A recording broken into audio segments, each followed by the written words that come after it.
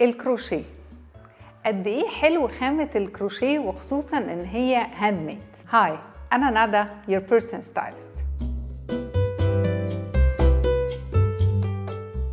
فاكرين طول عمرنا زمان كنا كستات بنعرف نشتغل كروشيه في البيت، وكنا بندخله في حاجات كتير قوي في اللبس بتاعنا.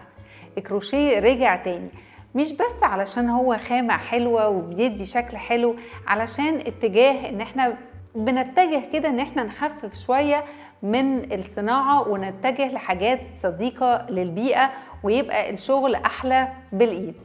الكروشيه من الخامات اللي بتدي غناوة جدا للقطعة.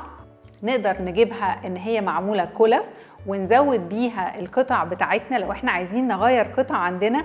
لو احنا غيرنا مثلا عندنا جاكيت جينز مثلا، ممكن نشيل حتة منها ونحط بدلها كروشيه ونبقى غيرنا خالص في شكل الجاكيت. ممكن نحط على الكمام بتاعتنا كروشيه. طبعا لو بنعرف نشتغل كروشيه انا اقول لكم جدا اعملوا كده. ممكن نعمل جيبات، ممكن نعمل فيست، ممكن نعمل حاجات خفيفة. الفيست مثلا ده قطعة صغيرة، بس قد ايه لو لبسناه هيغير من شكل الاوتفيت بتاعنا. ممكن كمان ان احنا نعمل كلف صغيرة او ورد صغير وبنستخدمه اكنه براش. احنا عارفين ان البراش راجع تاني موضة جدا، وبيحلي قوي اي حاجة يتحط عليها. من القطع السهلة كمان ان احنا ممكن نعملها القطع اللي هي بتبقى اكنه شال بس ملبوس اكنه توب، لانها سهلة جدا. وممكن كمان في الاخر نركب فيها شراشيب ويبقى شكلها فانكي جدا وحلو.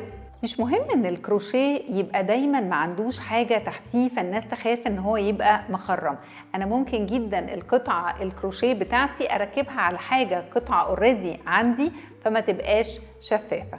الكروشيه بيبقى حلو كمان وهيبان قوي، بس البس البطانة بتاعته بنفس اللون، بلاش اروح لدرجة تانية لانه ده بيقلل شوية من قيمته. الكروشيه كمان مش بس ممكن اعمل منه الورد اللي بنقول هنعمله براش، ممكن كمان اعمل منه اكسسوارز بتتلبس في الكوليه. يبقى عندي مثلا بندانه وبحط عليها الحتت كروشيه بتدي كمان شكل حلو قوي.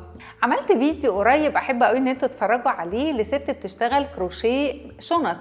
الشنط الكروشيه كمان حلوة جدا، سواء اللي احنا بنخرج بيها كل يوم او ان انا بعمل الشنطة بتاعتي بتاعة البحر بدل ما هي تبقى من اي خامة تانية. الشنط الكروشيه هيخلي شكلها اقيم وشكلها احلى كتير. كمان ممكن استعمل الكروشيه على الساندلز بتوعي. ممكن يكون عندي مثلا ساندل او سابو سادة خالص، لو حطيت عليه قطعة كروشيه مثلا واشتغلتها هغير من شكله خالص وهخلي شكله جديد. دايما نحاول اي حاجة نعرف نعملها بالايد بيبقى شكلها حلو، بيبقى شكلها مختلف.